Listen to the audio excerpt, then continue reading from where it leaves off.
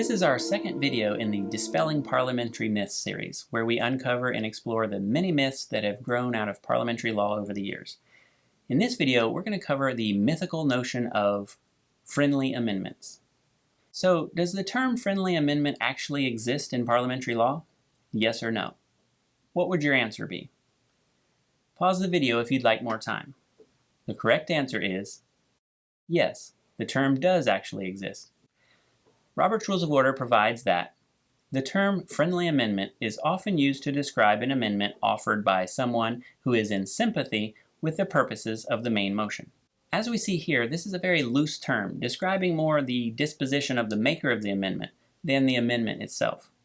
But just because the term is highlighted by Robert's Rules of Order as being in frequent use, that doesn't mean you should use it.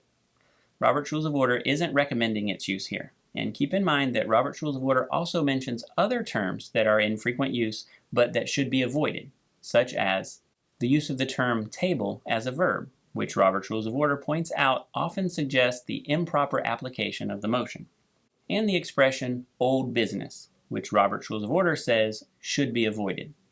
Robert's Rules of Order specifically advises against using these terms, and friendly amendment belongs in that group as well. The whole mythology behind the popular friendly amendment is that during a meeting, a member would make a motion. Let's say, I move that $100 shall be donated to the ABC Foundation. Later, another member would say, Madam President, I'd like to offer a friendly amendment to add the words by December 1st, if the maker of the motion will agree. The maker then says, yeah, that's fine with me. Then magically, the language of the motion is changed. So, is this in order?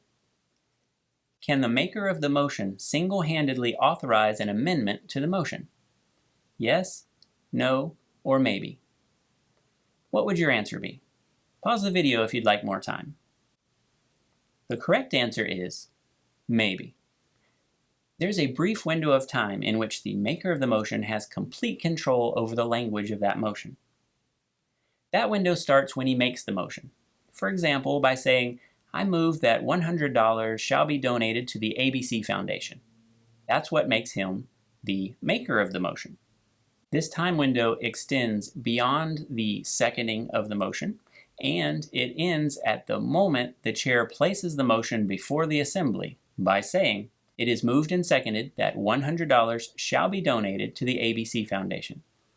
As you can see, that truly is a very brief window of time. Once the chair has placed the motion before the assembly, the motion belongs to the assembly, and it no longer belongs to the maker. But before we get into that aspect of the friendly amendment myth, let's go back to before the motion is stated by the chair, and let's look at what might happen in this brief window of time when the maker does own the motion.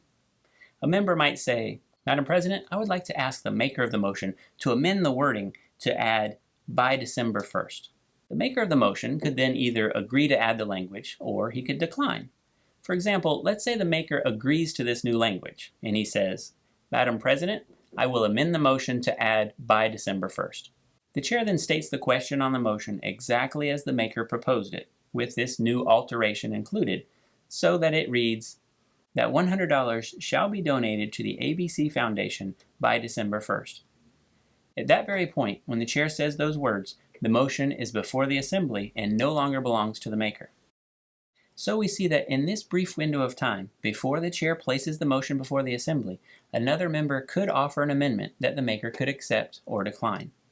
But even in this situation, there's no reason to use the word friendly. Whether or not the amendment is friendly might be best left to the maker of the motion to decide, but in any case, it is irrelevant. You might just as well say, I'd like to offer a wonderful amendment, or a delightful amendment, or, best of all, I'm gonna make you an amendment you can't refuse. Now let's look at a question. After the chair places the question before the assembly, can a member move to amend the motion? Yes or no? Pause the video if you'd like more time. The correct answer is yes. It would be in order for any member to propose an amendment. And this is where the parliamentary myth comes in. A member will often mistakenly ask the maker of the motion to accept an amendment to the motion, thinking that the maker still has control over it. but the maker of the motion no longer has the authority to make any changes to the motion. Since it now belongs to the Assembly, only the Assembly can amend it. So, if the proposed amendment receives a second, the chair then places the amendment before the Assembly for consideration. The chair does this by saying, for example, it is moved and seconded to amend the motion by striking out $100 and inserting $200. Members can then debate the amendment, after which the chair puts the amendment to a vote. This process is the same whether the maker of the motion agrees to the amendment or not, and whether the amendment is described as friendly or not.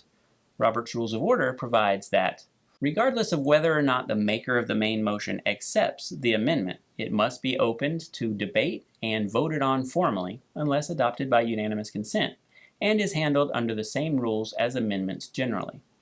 So we see that there is nothing special about a so-called friendly amendment. With that in mind, let's look at a question that will help sum up this myth. What is a friendly amendment? Pause the video if you'd like.